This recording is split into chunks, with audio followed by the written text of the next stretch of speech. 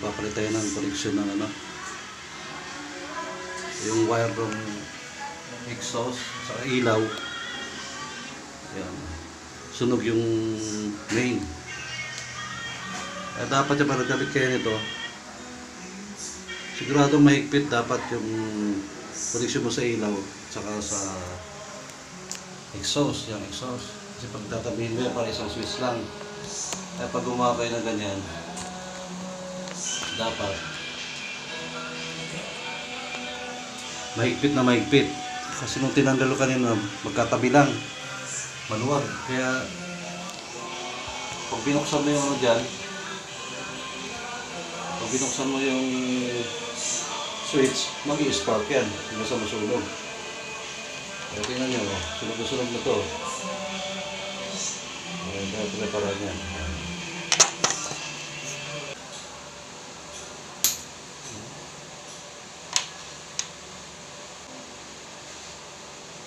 Siyempre na pang balat, para di kayo mahirapan. Sunugin mo yung balat bago mo hilahin. Yan, mabilis. Pag nag-splice kayo, dalawa yung guys yung gamit. Kasi yan, hindi... Yan. Malawag, pagka niya malawag yung pagka-splice ng wire, mag-i-spark yan. Kailan dapat mahigpit na mahigpit yan. Sa pagkukunik mo na tatlo, isang single na ganito para dito sa bukilya, yung dalawang yon, ito yung masunog din to. Kasi maluwag kasi. Ayan o. Masusunog yung ano yung wire. Umainit yan eh. O, tingnan mo yung splice. O. Ayan. O. Kasunog na o. Hindi ganyan pag-splice. Kailangan mahigpit. Papalitan natin yan. Puro po putol. Ayan.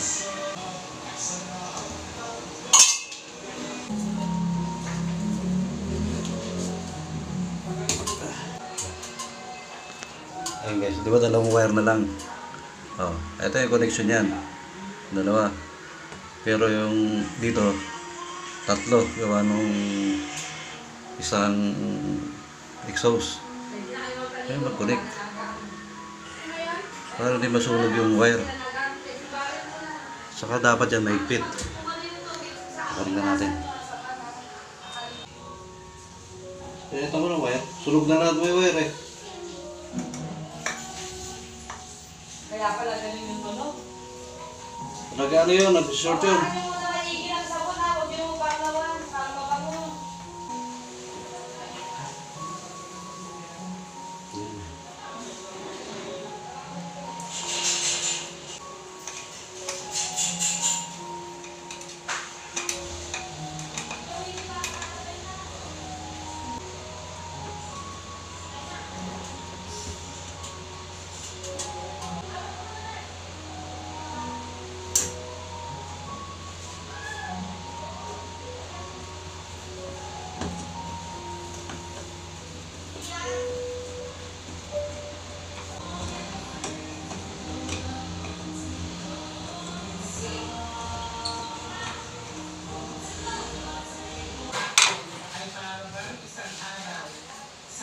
Hi guys, okay na.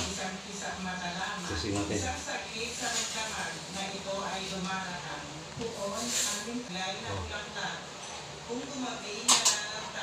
Diba?